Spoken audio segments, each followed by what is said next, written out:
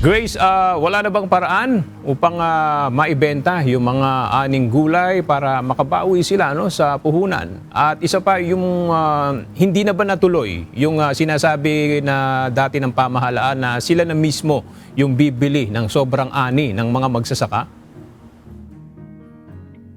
Yes, aga ang ginagawa ngayon ng mga magsasaka ay pumupunta sila sa iba-ibang mga barangay tulad dito sa Baguio City kung saan inilalako nila o binibenta ang kanilang mga aning mga cabbage o repolyo sa mga residente sa Baguio at ilang mga barangay dito sa La Trinidad, Benguet ng 15 pesos kada kilo.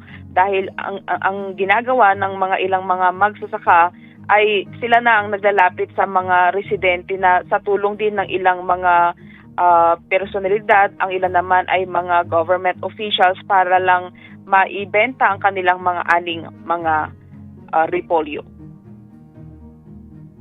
Halos mawalan na ng pag-asa ang ilang magsasaka sa Benguet dahil sa matagal ng pagbagsak ng presyo ng repolyo na hindi na raw sapat para mabawi man lang ang kanilang puhunan.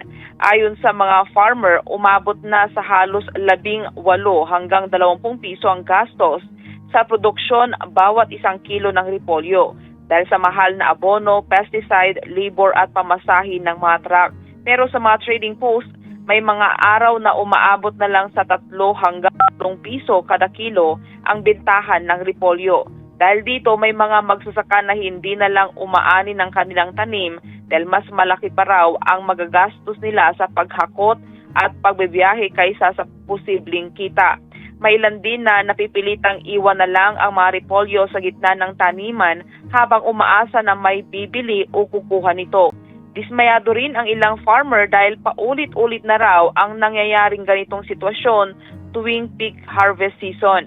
Anila matagal na rin nilang inirereklamo ang problema sa mababang farm gate price pero hanggang ngayon ay wala pa rin silang nararamdamang malinaw na pangmatagalang solusyon.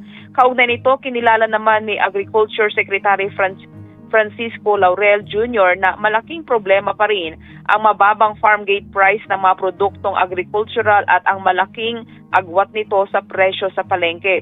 Pero sa mga magsasaka, hindi na raw sapat ang mapahayag at pag-amin sa problema kung patuloy naman silang nalulugi sa kada ani.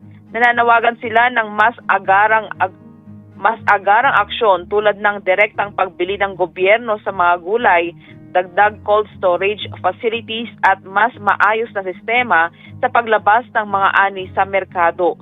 Aga umaasa ang mga magsasaka na hindi na muling mauwi sa pagkasayang ang kanilang pinaghirapang ani sa mga susunod na anihan. Yan muna ang balita mula dito sa Baguio City. Balik sa iyo, Aga. Maraming salamat, Grace Doctolero.